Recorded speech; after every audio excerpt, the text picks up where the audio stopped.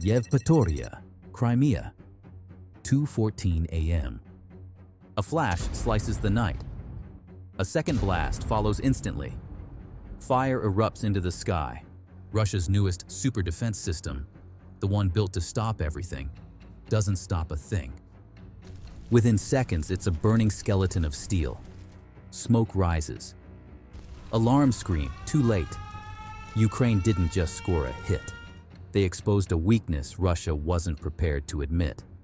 But the real question is this: if Crimea's strongest shield falls this fast, what else is about to collapse? The weapon Russia said could protect all of Crimea. Russian TV called it the next evolution of air defense. A multi-million-dollar hybrid system guarding Western Crimea, designed to track drones, missiles, jets, everything. The message was always the same: you can't break into Crimea. But tonight, that myth burned along with their radar. Monitors shut off, radars went dark. Operators stared at dead screens as their invincible system vanished without a fight. It didn't even fire a single missile. This wasn't just a failure, it was an embarrassment. Ukraine didn't attack soldiers. They attacked the nerve system. Ukraine could have aimed at troops, at vehicles, at random targets, but they didn't. They went for the brain of Russia's defenses. Destroy the eyes. Nothing can detect threats. Destroy the radar. No missiles can launch. Destroy the command. Panic replaces strategy. This strike did all three.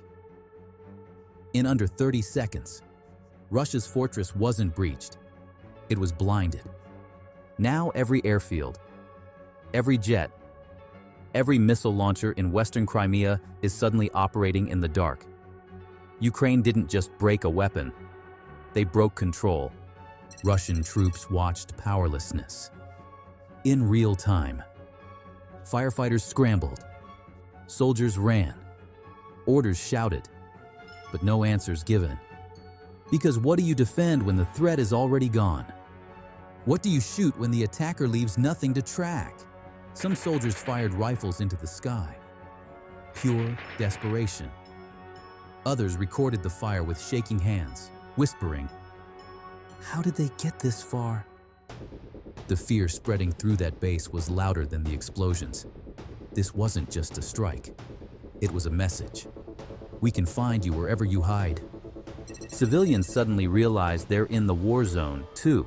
For years, Russia promised ordinary people in Crimea absolute safety, protected by Russia, far from the fighting. But videos posted overnight show Crimean residents asking a different question now: are we safe anywhere?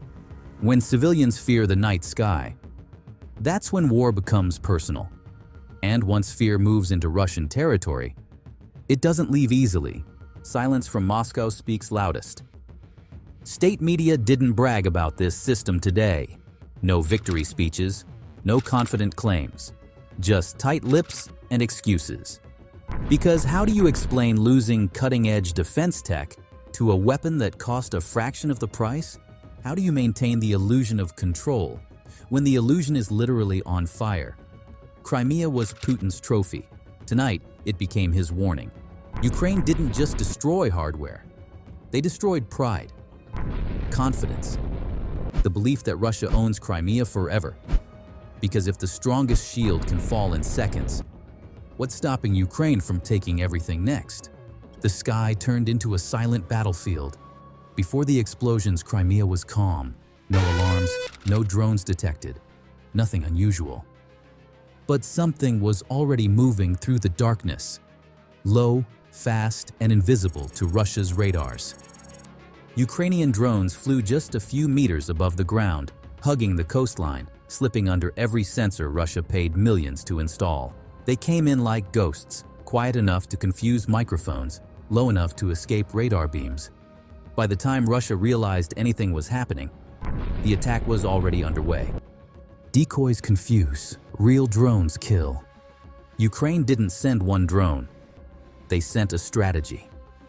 A first wave of noisy decoy drones approached from the south, intentionally loud, tricking Russian operators into focusing their radars upward.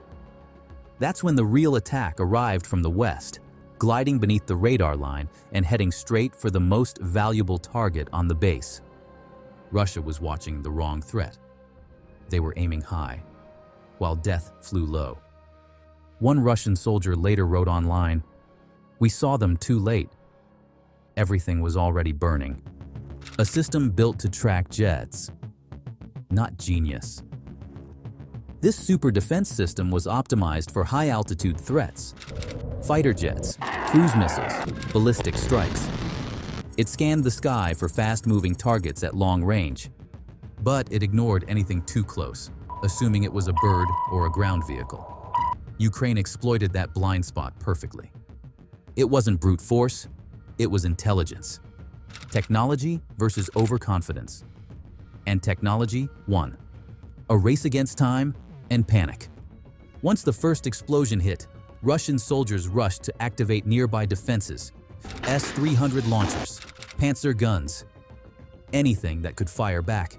But without radar guidance, all they had was fear. Some tried to jam the drones. Too late. Some fired at shadows. Too panicked to aim. The sky wasn't the battlefield anymore. The ground was. By the time Russia reacted, the flames were too large to hide and too destructive to ignore. That defense system wasn't just hit, it was eliminated. Precision over power. The new way of war. This strike shows something huge. Ukraine doesn't need hypersonic missiles. Ukraine doesn't need hundreds of jets. Ukraine needs brains, not bulk. A few smart drones did what an entire Russian battalion couldn't stop. It cost Ukraine thousands. It cost Russia millions. That ratio terrifies every Russian commander. Every explosion is a reminder. Ukraine is evolving faster than Russia can defend. Nowhere in Crimea is safe. Crimeans used to think air defenses were walls. Now, they look like paper. This system guarded radar. Radar guarded the fleet. The fleet guarded the Black Sea. Remove one piece, and everything else shakes. Suddenly, Russian jets must relocate deeper into Crimea. Radar stations stretch thinner. Gaps appear in the iron shield. What if Ukraine attacks tomorrow? What if the next target is bigger, more valuable, more symbolic? Propaganda doesn't stop drones. Fear doesn't repair radars. Crimea is learning that fast. Ukraine didn't just break Russia's defense. They broke the illusion of control. And Russia knows they can't rebuild illusions overnight. Fear moves into Russian territory. When the flames erupted in Yevpatoria, the blast didn't just destroy equipment.